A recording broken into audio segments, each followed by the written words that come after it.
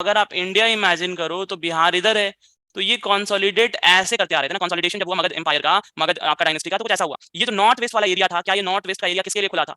आप बताओ, north west का एरिया किन के लिए खुला हुआ था? जो आपके सेंट्रल एशिया, जो पर्सिया ईरान है ना, पर्सिया जो बोलते हो, ईरान बोलते हो, फॉरेन अफगानिस्तान वाले लोगों के लिए ये ओपन था, ताकि वो यहाँ आके कुछ ना कुछ कर सकें। और इन्वेडर्स नहीं बोलोगे यहाँ पे, इन्वेजन और इन्वेडर्स। देखो दो चीज यहाँ देखना, ये जो लोग आते हैं, पर्सियन आते हैं चाहे मैसेडोनियन आते हैं एंशिएंट इंडिया में, ये आते क्यों हैं? ये आते हैं रिसोर्सेज के लिए। The first thing they want after capturing the territory is resource. ठीक, अब उसका एग्जांपल मैं आपको समझाता हूँ। समझो, ईरानियन या प्रेजेंट ईरान है तो उसको ईरानियन बोलते हो, या पहले उसको पर्सिया बोलते थे, तो पर्सियन इन्वेजन की अपन बात करते हैं। ईरानियन या पर्सियन इन्वेजन की बात करेंगे। आप नोट्स रेफर करोगे, मैं आपको यहाँ पे एक बैकग्राउंड दे रहा हूँ। नोट्स में कुछ चीजें है ना, जैसे साइरस टू डेरियस और जेरेक्स का लिखा हुआ है, तो उसमें आपका क्या किया हुआ है, जेरेक्स साइरस और डेरियस में आपका जो रिलेशन है वो थोड़ा गलत दिखा दिया गया वहां, तो उसको करेक्ट कर लेना। ठीक, अब देखो होता क्या है ना, साइरस जो था, पहले समझो क्या हुआ।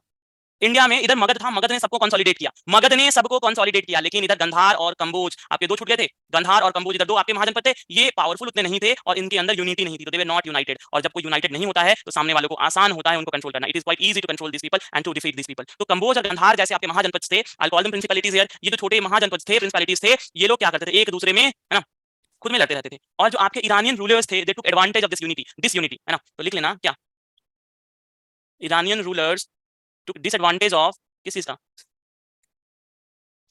Of this unity among north west. North west आप लिख लो महाजनपद। क्लियर है कि ईरानियन रूलर्स जो थे उन्होंने क्या किया, डिसएडवांटेज होगा ना, मैंने एडवांटेज डिसएडवांटेज नहीं ना, took advantage of this unity among north west Mahajanapada. ठीक है, this unity among north west Mahajanapada, जो दिस यूनिटी था उसका एडवांटेज लिया। और उसका एडवांटेज कैसे उठाया है ना, अब उसका एडवांटेज कैसे उठाया, तो साइरस याद रखना, CYRUS, Cyrus was the first ruler है ना, Cyrus was the first ruler who entered India, लिख लेना, first ruler to enter India and destroyed the city of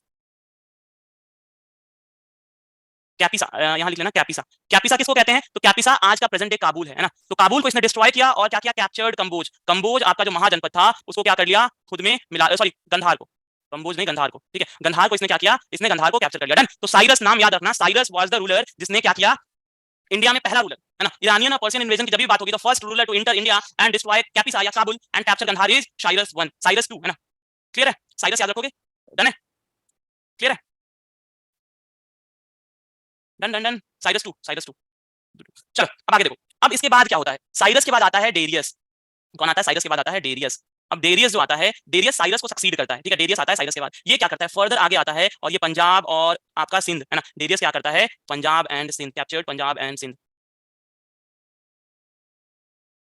done. अब देखो डेरियस आता है पंजाब और सिंध तक आ जाता है, ठीक है, और इसके बाद आता है इसका सक्सेसर, डेरियस का सक्सेसर आता है जिसको बोलते हो जेरेक्स, नाम है ZERXEX, जेरेक्स। ये किसका किसका सक्सेसर था, डेरियस का। तो देखो साइरस पहले आता है, इसने गंधार कैप्चर किया, गंधार से आगे बढ़ के पंजाब और सिंध कैप्चर किया, और जेरेक्स आता है, और जेरेक्स क्या करता है, जेरेक्स आता है और इसने इंडियंस को क्या किया, अपनी आर्मी में शामिल किया है ना, किसके अगेंस्ट, ये ईरान, और समझ लेना ये जो ईरान है मतलब पर्सियंस और ग्रीक का एक लड़ाई चल रहा था, बहुत पुरानी लड़ाई थी, तो इस लड़ाई में लड़ने के लिए इंडियन सोल्जर्स को जेरेक्स ने रिक्रूट किया है ना। क्या क्या इसने रिक्रूट किया, तो लिख लेना एम्प्लॉयड या रिक्रूटेड है ना, एम्प्लॉयड इंडियन सोल्जर्स, ठीक है, in war against Greeks. Clear है, बोलो। तो ये जो ईरानियन इन्वेजन का ये जो तीन इंपॉर्टेंट रूलर्स थे, हमें यही पढ़ना है कि इन्होंने क्या क्या किया। अगर क्वेश्चन आएगा तो यही आपका मैच द फॉलोइंग आता है, यहाँ से क्वेश्चन किस नेचर का आएगा कि मैच द फॉलोइंग आएगा। साइरस को सक्सीड किया डेरियस, डेरियस को सक्सीड किया कौन, जेरेक्स। हाँ 300 मूवी है, देख लेना, अमेज़न प्राइम पे शायद है, ठीक। अब देखो साइरस कौन था, तो he was the first ruler to enter India and destroy the city of Kapisa, मतलब प्रेजेंट डे काबुल। काबुल को इसने तबाह किया और गंधार को कैप्चर किया, गंधार और कंबोज को। Darius captured Punjab and Sindh, और उसके बाद जेरेक्स आता है और इसने इंडियन सोल्जर्स को इस्तेमाल किया। सोचो इतना था ना कि डेरियस जब आपका क्या करके गया था, सॉरी इतना समझ लो कि जब ये लोग इंडियन पंजाब सिंध गंधार और इन सबको कैप्चर कर लिए थे, तो इनका 1/3 रेवेन्यू जो था वो इन्हीं टेरिटरी से आता था, क्योंकि बहुत फर्टाइल थे। तो दिस टेरिटरीज प्रोवाइडेड 1/3 रेवेन्यू, कितना, 1/3 revenue of Persian empire from this territories. Done है, क्लियर है। तो ईरानियन इन्वेजन जो है, क्लियर है सबको कि ईरानियन इन्वेजन में हुआ क्या था, हुआ क्या था, है ना, क्लियर है कि नहीं है, ये बता दें कि ईरानियन इन्वेजन में हुआ क्या था, क्लियर है। चलो अब देखो सर, आपने साइड से थोड़ा वॉल्यूम बढ़ा दीजिए, मेरे साइड से मैं कितना वॉल्यूम बढ़ाऊंगा, ठीक तो है, ऑडियो ठीक है कि नहीं है, ऑडियो ठीक है कि नहीं, देखो समझो फिर इरानियन इन्वेजन हमने क्या पढ़ा कि जब आपका नॉर्थ वेस्ट में इंडिया के ना इधर जब मगध कंसोलिडेट हो रहा था उस टाइम ये जो नॉर्थ वेस्ट था इंडिया का, यहाँ पे जो महाजनपद थे, गंधार हो गया, कंबोज हो गया, मद्र हो गया, ये सब अपने में लड़ रहे थे, देयर वाज डिसयूनिटी है ना, और ये जो डिसयूनिटी था इसकी वजह से इरानियन या पर्शियन को क्या मिल गया, they got opportunity to enter India. और जब ये इंडिया में आते हैं तो first ruler who came was Cyrus, और ये आता है इंडिया में और क्या करता है, काबुल को डिस्ट्रॉय करता है, गंधार को कैप्चर करता है। डेरियस इसका सक्सेसर है साइरस का, वो आगे फर्दर पंजाब और सिंध कैप्चर करता है। उसका डेरियस का सक्सेसर जो है जेरेक्स, वो इंडियन सोल्जर्स को एम्प्लॉय करता है, यूज करता है ग्रीक्स के अगेंस्ट वार में। क्लियर है, यहां तक क्लियर है तो बता दो। क्लियर है। अब इसके आगे देखो, इसके आगे क्या मैंने बोला है कि 1/3 रेवेन्यू, अगर ये मान लो पर्शियन एम्पायर है तो इसमें जितना पैसा टैक्स ये लोग लाते होंगे उसका 1/3 हिस्सा आपका कहां से आता होगा, ये जो इंडिया की टेरिटरीज इन्होंने कैप्चर करी थी यहां से ये 1/3 रेवेन्यू जनरेट कर लेते थे, जितना इनका रेवेन्यू था उनके एम्पायर का पूरा, उसका 1/3। क्लियर है कि नहीं, बता दो। इतना जो हमने कहा है अभी इतना ही बस कहा है, और क्या यही चीज क्लियर नहीं है क्या? क्लियर है, अच्छे से क्लियर है। और अगर अच्छे से क्लियर है तो अब देखो यहाँ पे एक इंपॉर्टेंट चीज मैं बताऊंगा, इंपैक्ट क्या हुआ, और इंपैक्ट से क्वेश्चन आता है, अगर क्वेश्चन आएगा तो आएगा इंपैक्ट से कि भैया जो इंपैक्ट हुआ है ना इरानियन इन्वेजन का, उसकी वजह से इंपैक्ट क्या आया। तो इंपैक्ट आया आपका, सबसे पहला चीज इंपैक्ट कहां आया, ट्रेड में है ना, ट्रेड फ्लरिस्ट, ट्रेड फ्लरिस्ट है ना। कौन सा ट्रेड, इंडो ईरानियन ट्रेड आपका फ्लरिश किया, ठीक है, इंडो ईरानियन ट्रेड आपका फ्लरिश किया। ट्रेड के अलावा और क्या हुआ, कल्चरल रिलेशंस हो गए, और खारोस्टी जो स्क्रिप्ट थी है ना, खारोस्टी स्क्रिप्ट जो थी वाज इंट्रोड्यूस्ड टू इंडिया। अब ये स्क्रिप्ट क्यों इंपॉर्टेंट है, ये स्क्रिप्ट इंपॉर्टेंट हो जाता है अशोक की वजह से। अशोक आगे जब पढ़ेंगे तो अशोक उनमें ये स्क्रिप्ट आपको देखने मिलेगा, खारोस्टी स्क्रिप्ट। अच्छा, स्क्रिप्ट का और लैंग्वेज का आपको डिफरेंस पता है कि नहीं, स्क्रिप्ट और लैंग्वेज का डिफरेंस पता है कि नहीं, ये बता दो मुझे पहले। नहीं पता है, देखो अच्छे से समझो। भैया किधर, ये कौन लिख रहा है, क्या लिख रहा है, एक सेकंड मैं समझाता हूँ। भैया पर्शियन मुस्लिम, नहीं नहीं नहीं, they are not Muslim as such. चलो देखो, स्क्रिप्ट और लैंग्वेज का अंतर समझो पहले। सबसे बेसिक चीज है स्क्रिप्ट और लैंग्वेज में अंतर क्या होता है। स्क्रिप्ट का मतलब होता है जिस तरह से आप लिखते हैं, जैसे देवनागरी की स्क्रिप्ट आपने सुनी होगी, देवनागरी स्क्रिप्ट में क्या होता है, आप लिखते कैसे हो, ऐसे हिंदी में लिखते हो। रोमन स्क्रिप्ट क्या होता है, रोमन स्क्रिप्ट आप इंग्लिश में लिखते हो, अल्फाबेट्स उसके एबीसीडी है। लेकिन अब देखो मैं लिखता हूँ है ना, ऐसे लिखता हूँ, क्या बात है ये। अब इसका लैंग्वेज बताओ और इसका स्क्रिप्ट बताओ। चलो, what is the language I am writing, language क्या है यहाँ पे, लैंग्वेज है आपका इंग्लिश, इंग्लिश लैंग्वेज है, इंग्लिश नहीं होता है। देखो लैंग्वेज इज योर हिंदी, ठीक है, हिंदी है, क्या बात है, हिंदी में अपन कहते हैं स्क्रिप्ट, लेकिन लिखा किस तरह से मैंने लिखा है, मैंने रोमन स्क्रिप्ट में, स्क्रिप्ट इज रोमन, ठीक, जैसे मैंने लिखा, क्या बात है। अब यहाँ जो लैंग्वेज है दैट इज हिंदी, और स्क्रिप्ट क्या है, देवनागरी है ना। डन है, डन है, क्या बात भइल है ना। अब देखो जो लैंग्वेज हो गया वो हो गया भोजपुरी है ना, और आपका स्क्रिप्ट क्या हो गया, देवनागरी। तो लैंग्वेज का मतलब जिस भाषा में लिखी गई, और वो अल्फाबेट्स किससे यूज हुए, देवनागरी में क ख ग आता है, रोमन में ए बी सी डी आता है। तो आपका वैसे स्क्रिप्ट आपको समझ में आ गया कि how is a script different from language, script language से कैसे डिफरेंट है। क्लियर है, ये एग्जांपल से क्लियर हो गया। जैसे मैंने अपने इंस्टाग्राम प्रोफाइल पे लिखा है, keep your face to the कैसे लिखा है, द सन। अब देखो ये लैंग्वेज कौन सा है, लैंग्वेज इज इंग्लिश और स्क्रिप्ट इज देवनागरी। अब बताओ क्लियर हुआ, लैंग्वेज जो भी आप लिखो है ना, स्क्रिप्ट जिस अल्फाबेट में लिख रहे हो अल्फाबेट आपका स्क्रिप्ट हो जाता है। क्लियर, क्लियर हो गया एकदम क्रिस्टल क्लियर, लैंग्वेज और स्क्रिप्ट का डिफरेंस, इस पे कंफ्यूज मत होना है ना, कभी भी कंफ्यूज होने की जरूरत नहीं स्क्रिप्ट और लैंग्वेज पे। ठीक, चलो, हाँ, keep your face to the sun and you will get tan. ठीक है, फिर डी10 कराना होगा। कल मैं गया हेयर कट लेने, तो कह रहा है कि हेयर कट का इतना रेट, बियर्ड का इतना रेट, और अगर डी10 करा लेते हैं तो दोनों फ्री। और मैंने बोला चलो ठीक है, बिजनेस अपना अपने पास रखो, मुझे मेरा बाल काट के दो। चलो, तो इंपैक्ट में देखो, the trade flourish, Kharosthi script was introduced to India. अब ये स्क्रिप्ट देखो मैटर ये करता है कि लैंग्वेज अलग हो गया, स्क्रिप्ट अलग हो गया, ठीक है, तो ये चीज क्लियर है ना। अब अशोक के जो इंस्क्रिप्शन होंगे 3rd सेंचुरी बीसी में आपको वो खारोस्टी स्क्रिप्ट में देखने मिलेगा। ठीक है, अशोकाज लिख लेना, अशोकाज क्या इंस्क्रिप्शन, किस में लिखा होता है, खारोस्ती में, नॉर्थ वेस्ट में जो भी इंस्क्रिप्शन अशोक लिखेगा ये स्क्रिप्ट यूज करेगा। तो Indians were introduce to this script. Clear है, तो इंपैक्ट में पहला क्या हुआ भैया, ट्रेड फ्लरिश किया, the trade flourish between Indo and Iran, India and Iran, the trade flourish, Indo Iranian trade बढ़ा। दूसरा क्या हुआ, खारोस्टी स्क्रिप्ट वाज इंट्रोड्यूस्ड। ठीक, फ्लरिश का मतलब क्या होता है, फ्लरिश का मतलब नहीं पता, फ्लरिश का मतलब होता है, जैसे देखो फ्लरिश का मतलब होता है निखर के आ जाना है ना, निखर के आ जाना, प्रोमिनेंस गेन कर लेना, उसको फ्लरिश कहोगे। देखो यहां तक कि आपको देखो ईरानियन कॉइन्स मिलता है, एक बात समझ लेना यहाँ, Iranian coins are found in India, but Iranian influence नहीं था कॉइन पे, are found in India but no influence on coin.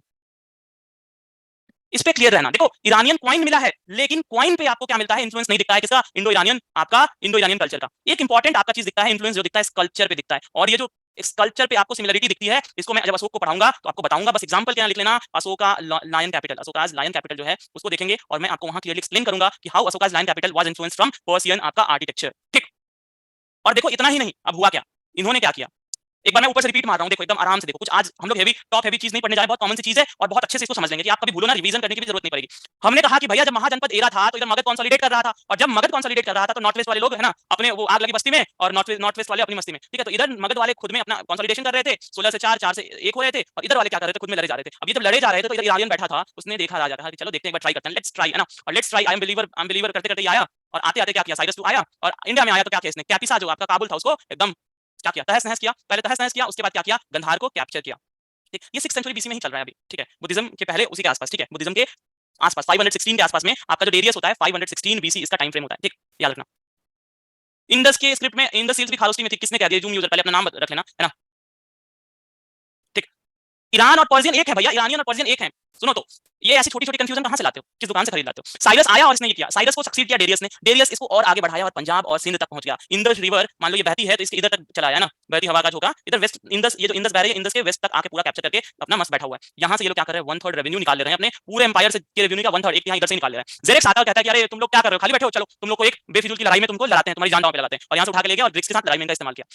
अब इसका इंपैक्ट क्या हुआ, जब इंडो ईरानियन कल्चर एक साथ आते हैं तो इसका इन्फ्लुएंस क्या हुआ, पहला तो हुआ ट्रेड, ये लोग ट्रेड करने लगे। ट्रेड किसमें करेंगे, खाने में, है ना, आपका कल्चर एक्सचेंज होगा, लिटरेचर एक्सचेंज होगा, और यहाँ पे खारूस्की स्क्रिप्ट इंट्रोड्यूस हुई इंडिया में। खारूस्की स्क्रिप्ट में अशोका के इंस्क्रिप्शंस देखने मिलेंगे, आगे हम पढ़ेंगे। ईरानियन कॉइन्स आपको मिलता है नॉर्थ वेस्ट में, लेकिन आप ये नहीं कह सकते कि इंडियन कॉइन्स जो थे they were inspired from Iranian coin, ठीक है। अब इसके आगे की चीज जो है वो है कि इस कल्चर्स में इनका बहुत ज्यादा इंफ्लुएंस था, ठीक। अब साथ में क्या हुआ, इन्होंने क्या किया, ये आए तो आए, they passed the information to Greeks, passed the information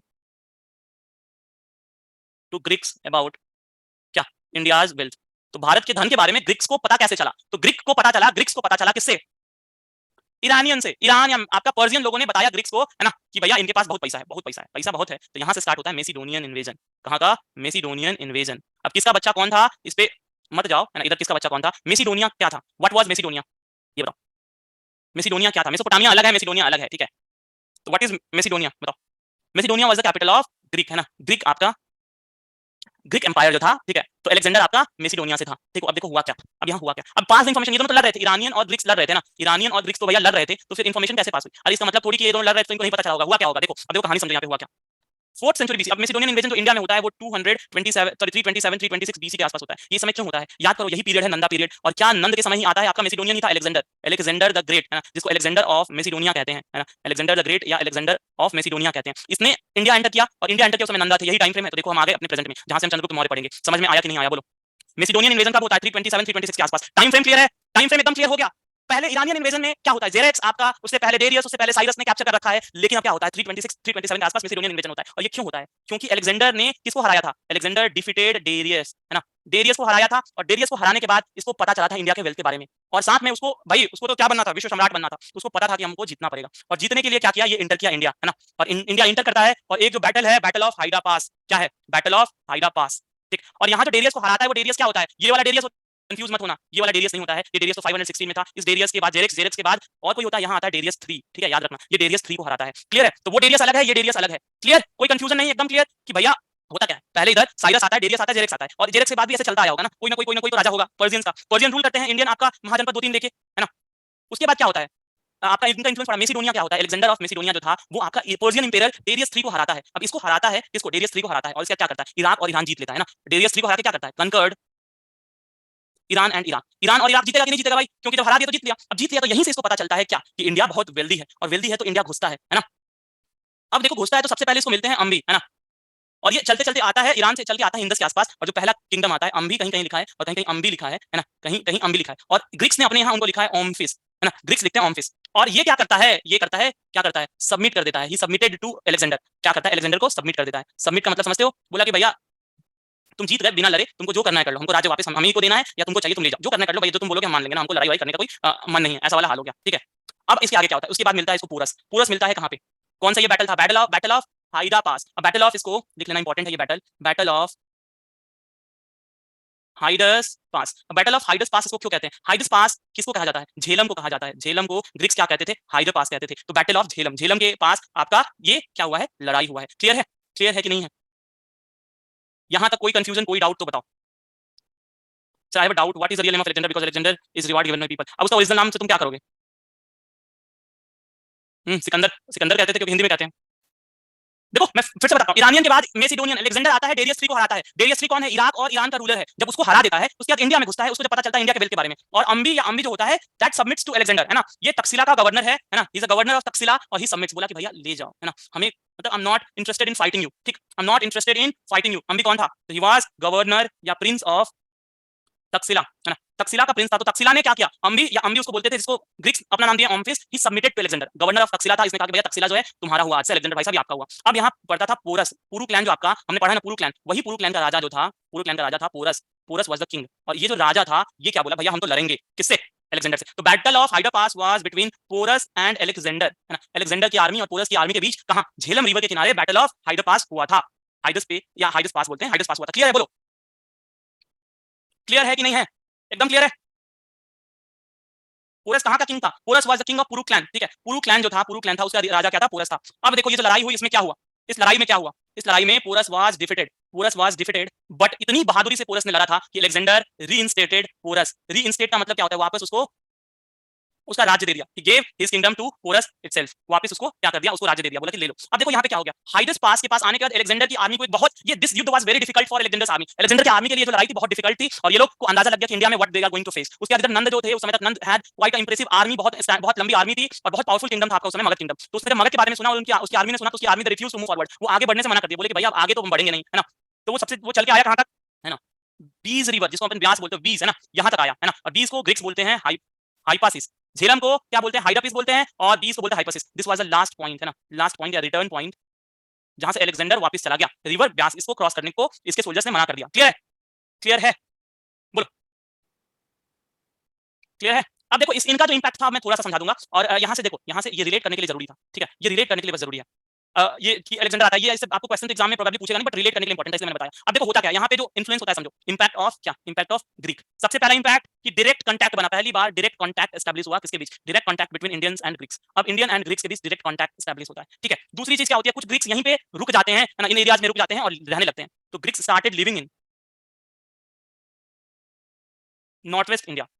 ये जो नॉर्थ वेस्ट इंडिया था इधर ग्रीक्स रहना स्टार्ट कर देते हैं, और कुछ सिटीज बन के आती हैं, जैसे अलेक्जेंड्रिया एक सिटी बनती है काबुल और सिंध में, ठीक है, काबुल और सिंध में क्या बनता है, अलेक्जेंड्रिया, अलेक्जेंडर के नाम पे सिटी बन जाती है अलेक्जेंड्रिया, ठीक है, कहां, काबुल में और सिंध में अलेक्जेंड्रिया एक छोटी सी सिटी बन जाती है, जहां पे कौन रहता है, ग्रीक्स रहते हैं। दूसरी चीज क्या होती है, जब अलेक्जेंडर वापस जाता है तो इधर का जो एरिया का कंट्रोल है अपने जनरल्स को देके चला जाता है, अपने इसके जो आर्मी के जनरल्स उनमें से किसी को इधर का कंट्रोल देके चला जाता है। और ये लोग बाद में देखना चंद्रगुप्त मौर्य के साथ, यहाँ जो गवर्नर होता है चंद्रगुप्त मौर्य के साथ इसके रिलेशन कैसे होते हैं, इसको हम मौर्यन एम्पायर पढ़ेंगे तो क्लियरली पढ़ेंगे, ठीक है, the clear details will study here, but अभी फिलहाल के लिए क्लियर है कि इंपैक्ट क्या होता है, लोग रहने लगते हैं, ठीक है। साथ में क्या हुआ कि यहाँ पे इंडियन हिस्ट्री लिखी जाती है, Indian history is documented bye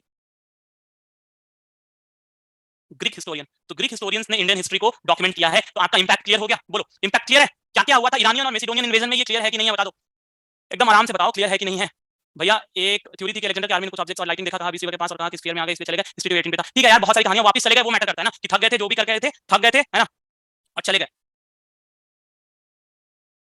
बौकेफला को कहते हैं बैंक ऑफ रिवर, को ग्रीक में कहते हैं बौकेफला, ठीक है, ठीक है। चलो अब देखो, अगर ये क्लियर है तो इसके आगे बढ़ते हैं। अब यहीं पे ये जब अलेक्जेंडर हो जाता है ना, अलेक्जेंडर चला जाता है और नंदा एम्पायर होती है, नंदा एम्पायर रूल करती है, आपका अलेक्जेंडर नॉर्थ वेस्ट में अपना जो भी किया, इंडिया में इधर नंद एम्पायर था, इधर का जो कहानी है आगे पढ़ेंगे, नॉर्थ वेस्ट में होता क्या, नंद जो एम्पायर थे, हमने पढ़ा था कि धनानंदा वाज द लास्ट रूलर, उन्होंने क्या किया था, कौटिल्य या चाणक्य को अपने राज्य से बेइज्जत करके निकाला था, यही पढ़ा था ना, कि he humiliated Chanakya and threw him out of his, आपका क्या बोलोगे, सभा या दरबार या किंगडम, है ना, उनको बाहर फेंक दिया था चाणक्य को, और चाणक्य ने बदला लेने के लिए चंद्रगुप्त मौर्य को ढूंढा, ट्रेनिंग दी, और बाद में हरा के मौर्यन एम्पायर एस्टैब्लिश होता है, ये कहानी सबको पता है। मोरओवर ये जो बेसिक स्टोरी है सबको पता है, तो चलो अब मौर्यन एम्पायर स्टार्ट करते हैं। अब देखो मौर्यन एम्पायर स्टार्ट करते हैं, मौर्यन एम्पायर का सबसे प्रतापी राजा कौन होता है, वो is one of the most powerful rulers of Mauryan empire, जिसने इंडियन हिस्ट्री में बहुत इन्फ्लुएंस किया। चंद्रगुप्त मौर्य नहीं, Chandragupta Maurya was the founder, he is, ये तो इंपॉर्टेंट है, लेकिन Ashok is one of the rulers, Ashoka the great जिसको बोलते हो, अशोक महान, he is one of the influential rulers, जिसने इंडियन हिस्ट्री को बहुत ज्यादा प्रभावित किया है। Chandragupta Maurya was the founder of Mauryan empire, founder कौन था, चंद्रगुप्त मौर्य, और इनका कैपिटल कहां था, पाटलिपुत्र। तुम देखो कि जितने आपके एंशिएंट इंडिया के एम्पायर्स निकल के आएंगे वो आपका पटना और मगध के आसपास से आएंगे, चाहे वो गुप्ता एम्पायर हो, चाहे आपका मौर्यन एम्पायर हो, इससे पहले मगध महाजनपद था, सारा का सारा निकल के कहां से आ रहा है, बिहार से आ रहा है, मगध से आ रहा है, पाटलिपुत्र इसका कैपिटल था। अब देखो ये जो स्केल है, स्केल एक टाइम स्केल पे देखोगे तो ये जो ऑब्वियसली मैं बोल रहा हूँ इसमें आपका वेरिएशन एक दो साल का इधर उधर होगा, वो क्यों होगा, क्योंकि वो पावर का जो ट्रांसफर होता है उसकी वजह से। 323 बीसी वो टाइम पीरियड है जब चंद्रगुप्त मौर्य ने मौर्य डायनेस्टी को एस्टैब्लिश किया, किसको हरा के, धनानंद को हरा के। अब धनानंद को हराने में भी आपको कहीं कहीं आप देखोगे 320 लिख देता है ना, कि चंद्रगुप्त मौर्य 320 321 लिख देगा, है ना, ऐसे लिख देगा। अब ये लिखने का मतलब क्या होता है, ये लिखने का ये मतलब हो जाता है कि 323 में जब इन्होंने स्टार्ट किया अपने एस्टैब्लिश करते करते, वो 320 एक दो साल लग गया होगा, इसलिए कहीं 320 लिख देता है। तो टाइम फ्रेम से आपको कभी भी घबराना नहीं है एंशिएंट हिस्ट्री में, क्योंकि वहां पे टाइम फ्रेम से सवाल आपका नहीं पूछता है, just be clear with this fact कि टाइम फ्रेम अगर इधर उधर थोड़ा होता भी है तो आपको उसके लिए कुछ नहीं करना है, क्योंकि उससे सवाल नहीं पूछेगा एंशिएंट हिस्ट्री में। चंद्रगुप्त मौर्य के बाद आते हैं बिंबिसार, सॉरी बिंदुसार, बिंदुसार के बाद आते हैं अशोक, और अशोक के बाद जो आते हैं वो किसी काम के नहीं आते हैं, ठीक है, ठीक क्लियर है। तो आपका हमें पढ़ना है चंद्रगुप्त मौर्य, बिंदुसार और अशोक। हम सबसे पहले पढ़ेंगे इनकी ओरिजिन, कि ये मौर्यंस आखिर थे कौन, है ना, इनका पॉलिटिकल हिस्ट्री, इनका सोशल हिस्ट्री, इनका कल्चरल हिस्ट्री, इनका इकोनॉमिक हिस्ट्री, यही सब पढ़ेंगे, और बाद में पढ़ लेंगे इनका डिक्लाइन। क्लियर है, तो यही अभी हम करने जा रहे हैं। अभी ईरानियन और मैसिडोनियन क्लियर है, तो हम ये आगे बढ़े, बोले सो वी कंटिन्यू दिस अच्छे से। जस्ट चलो एक मिनट तुम्हें ब्रेक दे रहा हूँ, जस्ट एक मिनट, अभी तक समराइज कर लो एक बार, जो अभी तक पढ़ा है जो लिखा है उसको एक बार वापस देख लो, यहाँ से मौर्यन स्टार्ट करेंगे, ठीक है, विल स्टार्ट दिस मौर्यन एकदम से फ्रेश। चलो ईरानियन और मैसिडोनियन एक बार ऐसे गोल घूम के आ जाओ, ताकि रिवाइज करने की जरूरत ना पड़े बाद में। कुछ है नहीं उसमें, कनेक्ट कर लोगे आपका क्या हो जाएगा, समझ में आ जाएगा। चलो स्टार्ट करते हैं। तो देखो ओरिजिन की जब बात आती है, आ जाओ वापस। अब देखो मौर्यन एम्पायर देखो, अगर मौर्यन एम्पायर का विकिपीडिया से मैप उठाओगे तो ये दिखता है आपका मौर्यन एम्पायर। देख रहे हो इतना बड़ा सा आपको दिखता है मौर्यन एम्पायर। अभी बीच बीच में जो छोटे छोटे छूट गए हैं वो छूट गए। देखो अलेक्जेंड्रिया ऑन द इंडस, अभी मैंने बात किया कि अलेक्जेंड्रिया शहर इंडिया में बस जाते हैं तो यही सब शहर हैं। बट अब देखो इधर श्रावस्ती है ना, मेन कैपिटल देखो पाटलिपुत्रा है ना। रीजनल कैपिटल इधर एक तक्षशिला होगा। फिर इधर आओगे तो यहाँ देखने मिलेगा किधर ये आपका साउथ में, यहाँ देखो यहाँ पे सुवर्णगिरी देखने मिलेगा। फिर इधर आओगे तो तोशली होगा और इधर उज्जैन होगा। तो 4 रीजनल कैपिटल्स थे आपके, किसके, अशोक के, और एक पाटलिपुत्रा था। ये अशोक के समय की बात है, ठीक है। ये अशोक के समय का एक्सटेंट है और ये हम डिटेल में पढ़ेंगे। लेकिन देखो एक बार मैप देखो ना, काफी फैसिनेटिंग मैप दिख रहा है। प्रेजेंट डे इंडिया देखते हो, क्या प्रेजेंट डे इंडिया से भी बड़ा दिख रहा है? यस और नो? और अभी जो कंट्रोवर्सी हुई थी, क्या किया गया है, अशोका के एम्पायर का म्यूरल कहाँ लगाया गया है? Where the mural of Ashokan empire is put up, new parliament में, है ना, उसका म्यूरल लगाया गया है। चलो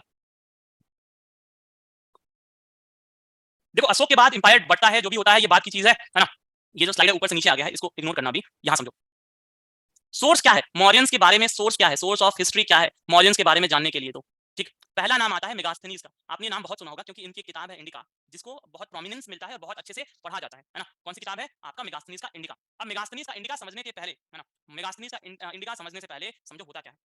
सोर्स क्या है? सोर्स का मतलब हम मौर्यन एम्पायर जानते कहां से हैं? तो Megasthenes was a Greek historian जो कि सेलुलस निकेटर के एम्बेसडर थे। अब ये सेलुलस निकेटर कौन था? ये cellulose Nicator was the governor of Alexander, governor of Alexander जो कि रूल कर रहा था उस समय नॉर्थ इंडिया में। क्लियर है? तो अलेक्जेंडर का गवर्नर था जो नॉर्थ इंडिया में रूल कर रहा था। मेगास्थनीज भाई साहब ने इंडिका लिखी थी और इसी किताब में मौर्यन एम्पायर का जिक्र है। और इस किताब को पढ़ के हमें पता चलता है कि मौर्यन एम्पायर में चल क्या रहा था।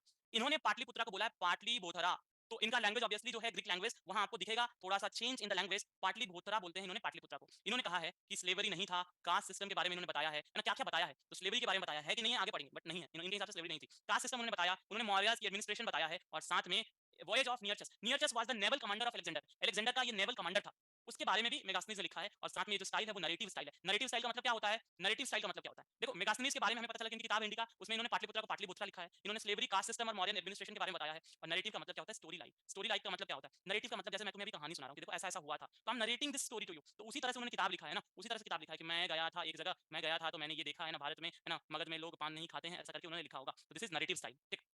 कि एज अ स्टोरी वो लिखे हैं। एज अ हिस्ट्री आप देखोगे तो कभी इतिहास लिखा हुआ देखोगे तो आप देखोगे जैसे हिस्ट्री लिखी जाती है तो उसके बहुत तरीके होते हैं। तो एक तरीका नैरेटिव स्टाइल है और इसी स्टाइल में इन्होंने मेगास्थनीज से लिखा था। अब देखो इंडिका जो ओरिजिनल थी, देखो दूसरी चीज, जो इंडिका ओरिजिनल थी वो गुम गई है। तो इंडिका के बारे में हमें पता कहां से चलता है? अब एक बात बताओ, जो मेगास्थनीज ने इंडिका ओरिजिनल लिखी थी वो गुम गई है, वो है नहीं, तो हमें कहां से इंडिका के बारे में पता चलता है? अब देखो जैसे मैंने मान लो एक किताब लिखा, let's suppose I right a book, और इस बुक में मैंने कुछ लिखा है। अब इसमें से तुमने मेरी किताब की 4 लाइनें उठाई और उनके बारे में तुमने अपनी किताब में चर्चा की कि ऐसा लिखा कि आशीष ने कहा था कि dash dash dash dash dash करके तुमने मेरी बात यहाँ लिख दी है, और फिर उसको तुमने अपना ओपिनियन दिया है। तो जब ये किताब में ये लाइन मिलेगी तो ये तो लाइन मेरी है, ये लाइन मेरी है, तो ऐसे करके आपको इंडिका के रेफरेंसेस या इंडिका की बातें लिखी हुई हमें समझ आती है। अदरवाइज इंडिका ओरिजिनल गुम गई है। क्लियर है? ये बात क्लियर हुई कि नहीं हुई बताओ, कि ओरिजिनल लॉस्ट का मतलब क्या है? कि भाई जो ओरिजिनल किताब है वो नहीं है लेकिन उसके रेफरेंसेस हमारे पास हैं। चलो आगे देखो, दूसरा हमारे पास सोर्स है कौटिल्य, जिनको हम चाणक्य भी कहते हैं, विष्णुगुप्त भी कहते हैं। चाणक्य बोल लो, विष्णुगुप्त बोल लो, कौटिल्य बोल लो, तीनों एक ही नाम है। इन्होंने लिखा है किताब जिसका नाम है अर्थशास्त्र। कौटिल्य अर्थशास्त्र और अर्थशास्त्र है संस्कृत लैंग्वेज में। और ये कौटिल्य जो थे, ही वाज ब्राह्मण बाय बर्थ। इनको कहा जाता है इंडियन मैकावली। इंडियन मैकावली, मैकावली कौन है? एक मैकावली आपके मॉडर्न थिंकर हैं, है ना, 16th या 17th सेंचुरी के थिंकर हैं, जिन्होंने मॉडर्न डे स्टेट का कांसेप्ट दिया था। मॉडर्न डे स्टेट का मतलब आज जो स्टेट है किस तरह से काम करता है, किस तरह से फंक्शन करता है, उसको बताया था मैकावली ने। कौटिल्य इस मैकावली के बहुत पहले आए थे। लेकिन देखो यही कहा जाता है जब इतिहास किसने लिखा? वेस्ट ने लिखा। वेस्ट मतलब आपके यूरोपियन कंट्रीज ने जब इतिहास लिखा, उन्होंने क्या किया? खुद को बोस्ट किया। क्या नॉट, क्या मैकावली को नहीं कहा जा सकता था यूरोपियन कौटिल्य? उल्टा, क्योंकि कौटिल्य तो पहले आए थे, तो कायदे से मैकावली ने कौटिल्य को कॉपी किया है। लेकिन यहाँ क्या हुआ? कौटिल्य को कहा जाता है क्या? और ये कौटिल्य के U T I L Y होगा, ठीक है। तो कौटिल्य को कहा जाता है इंडियन मैकावली। क्लियर है? क्लियर है सबको? और अगर क्लियर है सर, कौटिल्य के लाइक सर से उठा के स्टार मैकावली छोड़ता। हाँ सर, किंग का देखो पाटलिपुत्रा क्यों किंग होता है, पाटलिपुत्रा क्यों कैपिटल होता है, इसको मैं बाद में एक्सप्लेन करूंगा। जो देखो पहली किताब जो डिस्कवर हुई किसकी, 1904 में जाके कौटिल्य की आपकी अर्थशास्त्र डिस्कवर हुई है, और वो किसने किया है? आर शर्मा शास्त्री। आर शर्मा शास्त्री ने 1904 में कौटिल्य का जो बुक था वो डिस्कवर किया। और ये बेसिकली क्या है? कंपाइलेशन है 15 किताबों का। तो कौटिल्य ने 15 अलग अलग टॉपिक्स पे 15 अलग अलग बेसिस पे किताबें लिखी हैं, उनको कंपाइल करके अर्थशास्त्र बनाया गया है। और ये आपको क्या मिला है? आर शर्मा शास्त्री को 1904 में पहली बार पता चला, मिला। क्लियर है यहाँ पे? क्लियर है? पहली बार जब बुक मिलता है। चलो अगर ये क्लियर है तो इसके आगे देखो, है ना, आर एस शर्मा नहीं, आर शर्मा शास्त्री, ठीक, आर एस शर्मा नहीं। अब देखो अर्लीस्ट टेक्स्ट मिलता है, ये सबसे पुराना टेक्स्ट लिखा हुआ मिलता है जो कौटिल्य का मिला हमें। ओरिजिनल जो लिखा गया था वो किस पे लिखा गया था? पाम लिप्स पे। ओरिजिनली कौटिल्य ने पाम लिप्स पे लिखा था। और वो लिखा था किस स्क्रिप्ट में? तो वो देवनागरी नहीं था, ग्रंथ स्क्रिप्ट था। अब एक ये स्क्रिप्ट था जिसमें आपका क्या लिखा हुआ है? कौटिल्य का अर्थशास्त्र लिखा हुआ है, ठीक। ये बुक क्या है? इस बुक के बारे में आरपी कांगले साहब एक बहुत इंपॉर्टेंट हिस्टोरियन है, जिन्होंने बहुत रिसर्च किया है। ठीक, पढ़ना हो तो कांगले साहब को पढ़ सकते हो, बहुत बहुत अच्छे हिस्टोरियन थे। ऑर्डर और इंस्ट्रक्शन बेस्ड बुक्स। अब इस किताब में बेसिकली जो लिखा है ना, वो ऑर्डर की तरह लिखा है। जैसे एक राजा को ये करना चाहिए, राजा करना चाहिए, दिस इंस्ट्रक्शन, या राजा को ये करना है ऐसे करके ऑर्डर में, तो या तो ऑर्डर है या इंस्ट्रक्शन के फॉर्मेट में क्या लिखा हुआ है, ये किताब लिखा हुआ है। कौन सी किताब? हम बात कर रहे हैं अर्थशास्त्र की। और अर्थशास्त्र में लिखा क्या है? स्टेट पॉलिसी लिखा हुआ है, फॉरेन पॉलिसी लिखा हुआ है, आपका किंग को कैसे रूल करना है वो सारा कुछ लिखा हुआ है, और फॉरेन पॉलिसी में बाहर के लोगों के साथ कैसे कॉन्टैक्ट एस्टैब्लिश करना है सब लिखा हुआ है ना। तो कौटिल्य का मतलब चाणक्य का ये था, ज्ञान चाहिए आ जाओ दिला दूंगा। ठीक है, जो भी आपको इंस्ट्रक्शन चाहिए, जो भी एक स्टेट को चलाने के लिए मशीनरी चाहिए, जो भी एक आइडिया चाहिए, सारा इस किताब में आपको मिल जाएगा। क्लियर है? तो sources of history to know modern empire में मेगास्थनीज और आपका कौटिल्य दो इंपॉर्टेंट है। इनके साथ साथ आखिरी जो सोर्स है, द लास्ट सोर्स, ठीक है, लास्ट सोर्स जो हमें पढ़ना है दैट इज आपका देखो बुद्धिस्ट या जैन टेक्स्ट। बुद्धिस्ट या जैन टेक्स्ट जो होता है वो भी इंपॉर्टेंट है। जैसे आपका यहाँ पे महावस्तु थोड़ी होगा यार, आपका क्या होगा, दिव्य वादना लिखा है, महावंसा और वो दीप वंसा लिखना था। महावस्तु बुद्धिस्ट टेक्स्ट है, एक मिनट लेट मी रिमेंबर। ठीक है, हाँ ठीक है, ठीक ठीक ठीक, देखो महावस्तु, ललित वस्त्रा, दिव्य वादना, ये सब बुद्धिस्ट टेक्स्ट है। ठीक है, साथ में आपका महावंश और दीप वंश ये भी ऐड कर लेना, साथ में लिख लेना महावंशा और दीप वंशा, ये 5 जो बुद्धिस्ट टेक्स्ट हैं, ठीक है, ये आपके क्या है, इंपॉर्टेंट इन्फॉर्मेशन देते हैं किसके बारे में, किसके बारे में इन्फॉर्मेशन देते हैं, आपके मौर्यन एम्पायर के बारे में। मौर्यन एम्पायर के बारे में they give a proper information. कौन? महावस्तु, ललित वस्त्रा, दिव्य वादना, महावंश और दीप वंश। दूसरी चीज मुद्रा राक्षस, एक विशाख दत्त ने एक आपका नाटक लिखा है मुद्रा राक्षस, दिस इज अ प्ले, और इसमें इन्होंने बताया है कि कैसे चंद्रगुप्त मौर्य कौटिल्य को मिलकर नंदा को हराते हैं। तो this is a Sanskrit drama, और इस ड्रामा में विशाख दत्त ने लिखा है, और ये लिखा कब था? मुद्रा राक्षस लिखा हुआ है गुप्ता पीरियड का, मतलब समझो 5th सेंचुरी बीसीई है ना, 5th सेंचुरी बीसीई की जो कहानी है ना, ये कब हो रहा है आपका, देखो ये कब हो रहा है आपका 300 के आसपास में हुआ होगा, है ना, 323 बीसी के आसपास में हुआ होगा, और आपका गुप्ता पीरियड 500, ये 5 थोड़ी होगा, बीसी ई नहीं होगा, बी नहीं होगा, सी। 5th सेंचुरी सी में जब गुप्ता पीरियड होता है तब जाके आपका क्या होता है, गुप्ता पीरियड के आसपास, है ना।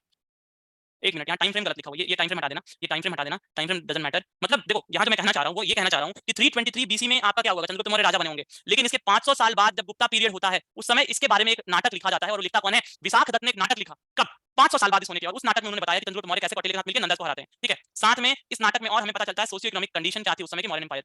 साथ में जो आर्कियोलॉजिकल सोर्सेज हैं, आर्कियोलॉजिकल सोर्सेज जो हैं बुद्धिस्ट और जैन टेक्स्ट के अलावा, वो हमें मॉडर्न एम्पायर के बताते हैं, के बारे में बताते हैं। वो आर्कियोलॉजिकल सोर्सेज क्या है? अशोका के रॉक एडिक्ट, पिलर एडिक्ट। ठीक है, ये रॉक और पिलर एडिक्ट किसका था? अशोक का था।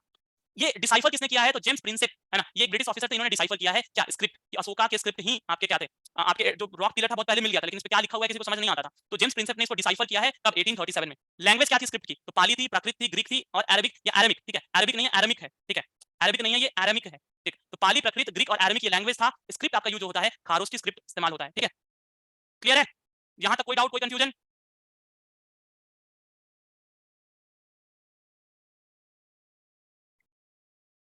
That could be one of the reasons Aditya, that could be one of the reasons.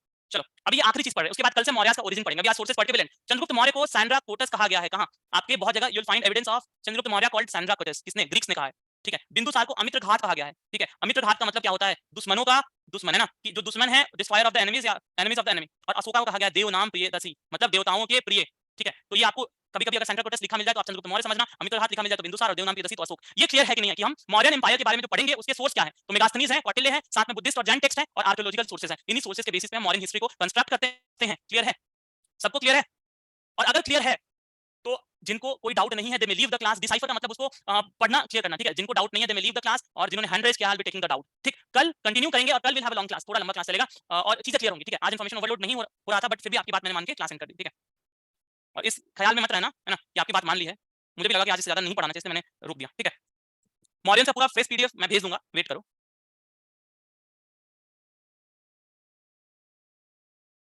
Sir, आपने स्टार्टिंग में बताया कि जो मगध किसका डाउट लें? हाँ प्रिया बताएं। मैंने ये भी बताया था कि लॉस्ट